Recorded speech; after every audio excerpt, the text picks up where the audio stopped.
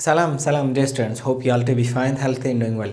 This is Education Afghanistan, and I'm Mansoor Wahdat, an English instructor there. The English instructor of AZ English and Pashto program. Not in English, in two languages.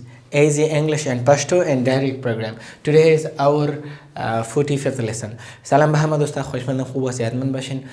خوش آمدید به درس 45 از پروگرام AZ English and Pashto. امروز ما درباره تنسای باقی مانده بحث میکنیم.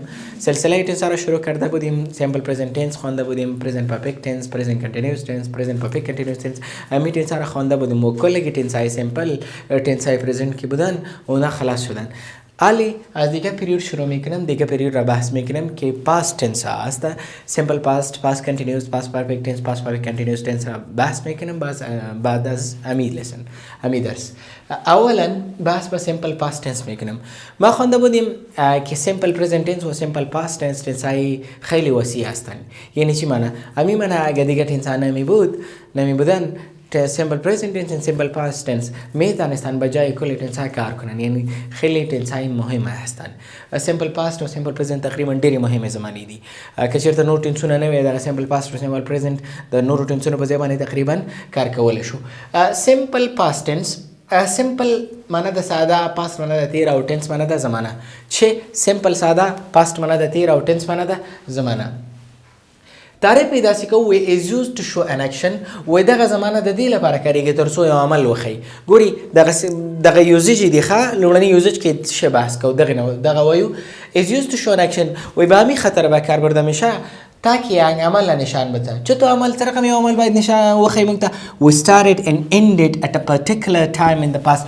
کوم چې هم شروع شوی او هم په تیر وخت کې یو معین وخت کې ختم شوی. ګوري مونږ ګوري present perfect tense ویل او داسې عمل خی چې په تیر کې شروع شي او ختم شي مګر دا وخت نه معینی مونږ ته نه معلوم. مګر present په simple past tense به څنګه دی داسې عمل مونږ ته خی چې په تیر کې شروع شي یا تیر کې او تیر کې ختم شي مګر دغه یو معین وخت مونږ ته معلوم وخت ولري. دغه ته شوی په simple past وي. دغه کله چې دغه عمل موږ ته څرګند کی کومه جمله نو په دې تاسو پوه شئ چې دغه جمله موږ سره د سیمپل پاست ده. که چیرته تاسو غواړئ چې جمله وپیژنئ چې دا کوم ټنس دی دا سیمپل پاست دی کنه دی نو سبجیکټ براغلی د فعل دویم حالت براغلی چې براغلی سبجیکټ براغلی د فعل دویم حالت براغلی تاسو یو فعل څو حالت لري ښه یو لومړنی حالت دی یو دویم دی یو دریم حالت دی یو آی ان جی فارم د پریزنت پارټیسیپل ورته وي. اول حالت په ساده زمانو کې کاریږي چې سیمپل پریزنت او سیمپل فیوچر کې کاریږي. همدارنګه په تیر زمانه کې یوازینی ټنس دی دا چې دویم حالت په کاریږي. نور ټنسونو کې دویم حالت څنګه کی نه کاریږي. همدارنګه دریم حالت هغه چې پرفیکټ کې ور سره کاریږي او پریزنت پارټیسیپل آی ان جی فارم هغه چې هغه په کنټینیو زمانو کې کاریږي عموما د ټو بی ور سره یو ځای کاریږي. ګوري داسې عمل چې په تیر وخت کې شروع شي مشخص وخت کې او په تیر مشخص وخت کې ختم شي. مثلا ګوري مثال په ډول مثال په ډول وای I went to school زه ښوونځي ته لاړم yesterday تیر ورځ.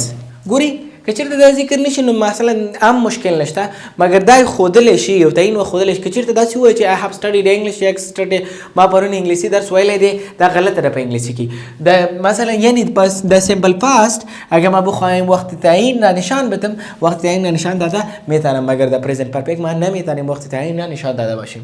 استراکچرونو ته راځو. ما تاسو ته ویل چې چیرته سیمپل پاست پیژنو نو په دغه شی به پیژنئ چې سبجیکټ او ته سیکنډ فارم اف د ورب په کې څنګه کې شوی راغلی. اول به سبجیکټ راځي او پسې second form of the verb راځي او پسې بچی راځي complement راځي. subject second form of the verb او بیا complement. مثلا مونږ وایو she اوس یو verb دی مثال په ډول داسې verb دی چې walk دی دا لومړنی حالت دی. walked دا دویم حالت دی. walked دا دریم حالت دی او walking دا څوم حالت دی دای آی ان جی فارم دی. یعنی څلورم یو ډول حالت دی چې پریزنت پارټیسیپل ورته وي. په دې کې موږ دا اول شو دا دویم شو دا دریم شو دا څلورم شو. په سیمپل پاست ټنس کې چې کاریږي هغه دویم حالت کاریږي. څوم حالت کاریږي دویم حالت کاریږي. مثلا موږ بل فعل لرو چې سی دا لومړنی حالت سا دا دویم حالت سین دا دریم حالت او همدارنګه سینګ دا جنرال فارم یا پریزنت پارټیسیپل فارم دی. ګوري د دې باندې وروسته بل درس کې په خیر بحث کوو چې دا د ورب فارمونه دوه ډوله جوړیږي. یو ریګولر جوړیږي چې ای ډي او ای ډي اخره کې واخلي دا دویم او دریم حالت شو. یو ایریګولر جوړیږي لکه مثال په ډول واکډ دا ریګولر دی. ای ډي واخستو دویم او دریم جوړ شو. صحیح ده. واکینګ یې څلورم دی. او ځینې ایریګولر دي مثلا سی سا سین لکه دا په شمار یو څو دانې دي دا به زده کوې مګر نور ټول چې دي هغه څه وروسته ډي یا ای ډي اخره کې جمع کېږي او دغې نه دویم او دریم حالت جوړېږي مثلا ټاک دی که نه لومړنی حالت دی که چېرته تاسو چېرته لیکل کېږي چې دویم حالت وکاروئ ټاک ډي کوي ای ډي ورسره اضافه کوي دریم حالت یې هم همداسې کېږي آی ان جي فارم یې بیا ټاکینګ راځي نو دلته موږ دویم حالت کاروو مثال په ډول شي کوم ورب کارو مثلا اندا واک دا کارو دویم حالت چې دی واکډ دی نو څنګه لیکو شي واکډ کمپلیمنټ خو موږ اول سر کې ویلو چې جملې پوره کوونکې دی مثلا شي واکډ آن د روډ شي واکډ آن د روډ معنا هغې په سړک باندې مزل وکړو صحیح ده اوس دا جمله موږ سوالیه کوو کله چې جمله په پاست ټینس کې موږ جمله سوالیه کوو نو اول سر کې موږ ډیډ راوړو چې راوړو په ډیډ باندې سوال لکه په سمپل پریزنټ ټینس کې موږ ډو او ډز راوړل که نه پاست کې بیا ډز نشته لکه پلورل او سینګولر نشته ټول لکه یو کاریږي ورته او چې ورته کاریږي ډیډ هماغه د پریزنټ سمپل پریزنټ سټرکچر که تاسو زده کړی هماغه کاریږي مګر فقط د ډو او ډز یعنې د هغې دواړو په ځای باندې څه کاریږي فقط ډیډ کاریږي ګورئ موږ لیکو ډیډ ګورئ ښه متوجه اوسئ دلته چې تاسو فکر وکړي ډیډ سبجیکټ څه دی شي دلته ګوري دوه ورب V2 دلته V1 یعنی که چېرته وکارېدو ډیډ وکارېده ډیډ په خپله د ډو دویم حالت دی څه دی د ډو دویم حالت دی چې دا ډیډ وکارېدو جمله سوالیه کېدله یعنی ډیډ یو ځل په جمله کې وکارېدو بیا دویم حالت مه کاروئ بیا بېرته اول حالت ته راوړئ شي ډیډ شي واکډ دا ډي ای ډي مور سره جمع کړی که نه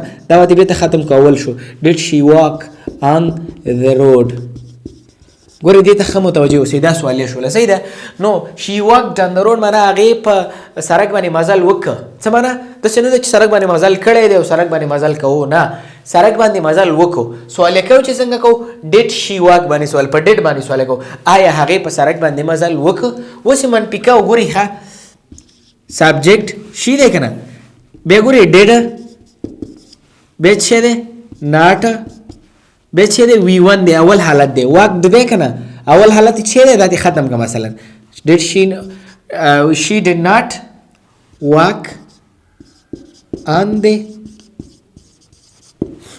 she did not walk on the road هغې په سړک باندې مزل ونه کو دای منفي جمله شوله صحیح ده اوس دا منفي سوالیه کو ګورئ ښه اول سر کې چې راوړو did بیا سبجیکټ بیا not did she not walk ګورئ V1 راغلی walk on the road آیا هغې په سړک باندې مزل ونه کو آیا هغې په سړک باندې مزل ونه کو ګورئ څومره ساده موږ څنګه لکه موږ به په سمپل پریزنټ ویل کې چې آی ګو ټو سکول بیا هم چې سوالیه کولو ډو آی ګو ټو به مې ویله که نه دغه فعل هماغه راغلی اوس دلته آی وینټ ټو سکول مقصد زه ښوونځي ته لاړم اوس ډو په ځای موږ څه راوړو ډیډ راوړو ځکه چې پاست دی ډیډ آی دغه دویم حالت چې دی مثلا واک دی که نه دا به واک کې ځکه یو ځل ډیډ کارېدلی ډیډ آی واک ټو سکول ډیډ آی ګو ټو سکول بېرته به وینټ نه راوړي دغه ډول باندې څنګه کېږي سوالیه کېږي ګورئ تېل والې موږ ته وښودو که نه ویښودو او په دې کې موږ کولی شو دغه څنګه یو معین وخت دې ته ورکړو چې آن 3 o'clock yesterday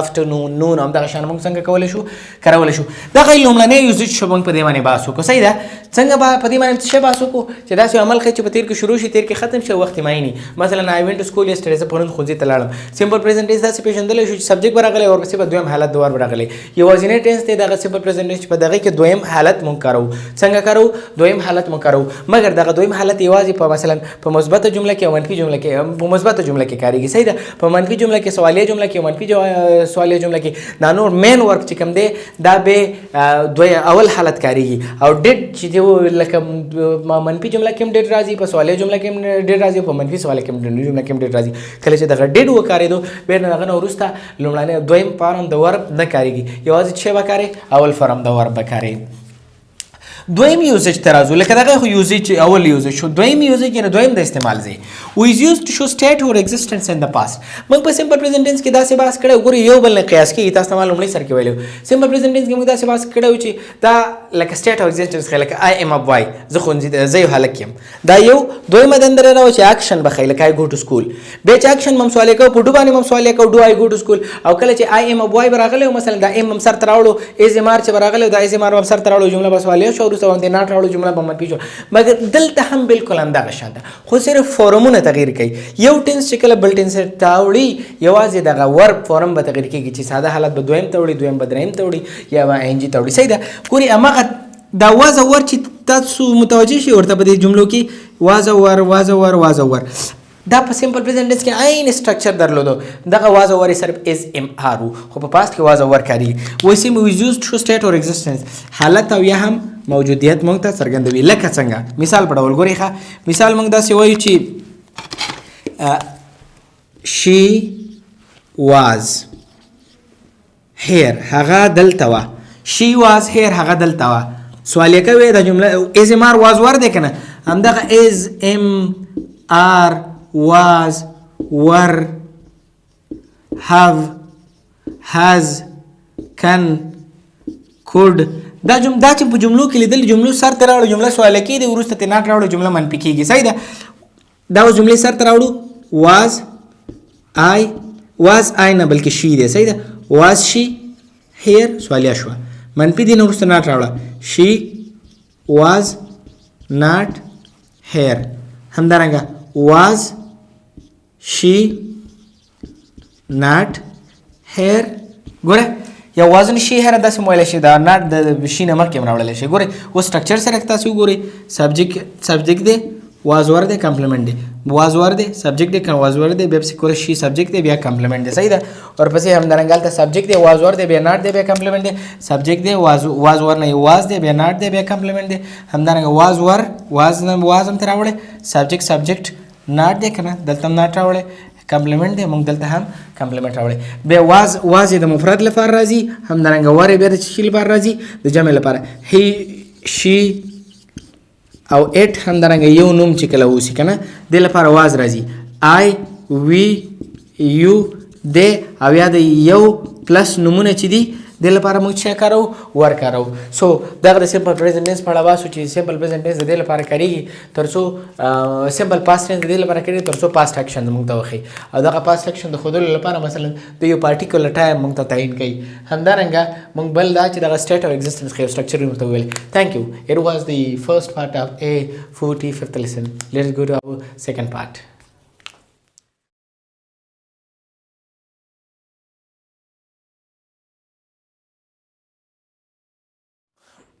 coming to words, follow me. Feed, feel, field, fight, final, find, fine, firm, flug, flood. Feed, feel, field, fight, final, find, fine, firm, flug, flood. Feed معنی ده تغذیه کول تغذیه کردن یعنی مثلا کسی را غذا میتی یو چاته غذا ورکړي دغه ته څه ویل شي فیډ ویل شي او په خپل غذا ته هم فیډ ویل شي فور ایگزامپل فیډ د چلډرن ماشومان ته څه ورکړه غذا ورکړه یا ماشومان ماړه کړه فیل معنی د احساسول یا احساس کردن فور ایگزامپل I feel comfortable زه ډیر آرام احساس کوم فیلډ معنی د میدان څه معنی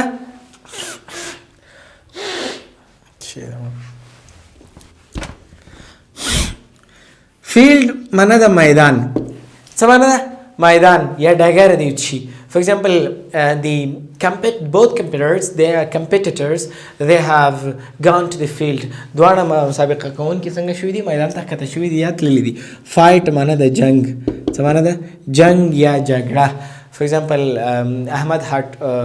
احمد fought with محمود احمد محمود سره جنګ کو بیا دویم حالت چې دی فاوټ دی چې دی فاوټ دریم حالت یې هم فاوټ دی کله چې سمپل پریزنټ کې کاریږي فاوټ کاریږي فاست ټنس کې فاوټ او پاس پرفیکټ او پریزنټ پرفیکټ کې کنټینیوس ټنس کې بیا حاضر سره کاریږي فاوټ کاریږي فائنل معنی دا فائنل یا اخري چې کومه یې کنه مثال په ډول there is the final match دا اخرینی لوبه ده داسې فائنل عموما دا شانته وایي چې ټول هر څه نتیجه ګیري کوي هغه ته فائنل وایي صحیح ده find معنی ده پیدا کول یا پیدا کردن for example try to find a good job کوشش کو که یک وظیفه خوب و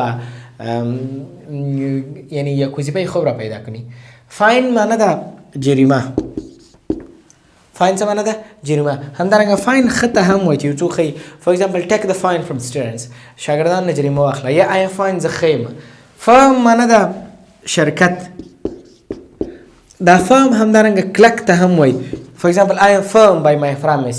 زه په خپل وعده باندې څنګه یم؟ کلک یم. flag معنا د بیرغ. څه معنا ده؟ بیرغ. او flood معنا ده یا جنډې ته ویل شي. flood معنا ده سیلاب.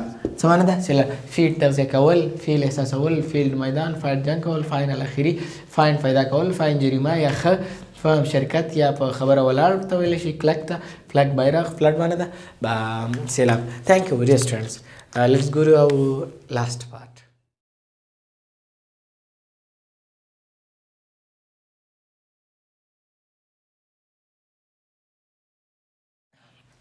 Coming to sentences. A new film has been released. A new film has been released. Does your radio receives all stations? Does your radio receives all stations? I like Enika's radio station. I like Enika's radio station. It has a great educative value. It has a great educative value. Just increase the volume. Just increase the volume. Just tune into BBC. Just tune into BBC. The plot of this film gives us the thrill. The plot of this film gives us the thrill. A new film has been released معنا یو نوی فلم څنګه شوی دی؟ خپور شوی دی. ریلیز خپرېدلو ته وایي. A new film معنا یو نوی فلم. Has been released معنا خپور شوی دی. Does your radio receives all the stations? آیا ستاسې راډیو ټول سټیشنونه رانیسي یعنې ټول چینلونه رانیسي؟ I like Enika's radio station. زه د انعکاس راډیو خوښوم. It has a great educative value. دا یو لوی تعلیمي ارزښت لري. educative معنا تعلیمي او value معنا ارزښت. Just increase the volume معنا فقط غږ یې جګ کا. increase the volume معنا غږ یې جګ کا. just tune into BBC. فقط BBC راواړوه یعنې هغه ته چینج که دغه چینل سټیشن چې تا رانیولې BBC ته یې واړوه. The plot of this film gives us the thrill. د دغه فلم دا خاکه چې کوم ده دا ټکان ورکوونکې ده یعنې ښه مثلا یو ډول ده چې ټکان ورکوي خلکو ته. A new film has been released. نوی فلم خپور شوی. Does your radio receives all the stations? ستاسې راډیو ټول سټیشنونه نیسي. I like Enika's radio station. زما راډیو سټیشن انعکاس خوشم میآید. It has a great educative value. یک خیلی عظیم ارزش تعلیمی را داره. just increase the volume فقط والیومش انکریز کو یعنی صدایش بلند کو. just tune into BBC چینل را واړوه.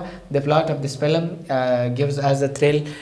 دغه د فلم دغه پلاټ چې کوم دی خاکه چې ده څنګه ده ټکان ورکوونکی دی نه ټکان ورکوي. thank you dear students. it was 45th lesson. تا که ما در دیگه درس در خدمت شما حاضر میشم. شما را به خدا می سپارم. اگه کدام سوال دارین یا کدام سجستن باشه در کامنت باکس نوشته کنین. ما میبینیم و شما را ریپلای میکنم. و اگه امرای ما در CUC یک شاگرد رسمی هستین بیاین که همونجا همین موضوعات را همونجا بحث کنین تا که ما در دیگه درس بس شما در خدمت شما حاضر میشم. شما را به خدا می سپارم. وقت خوب و خوش داشته باشین.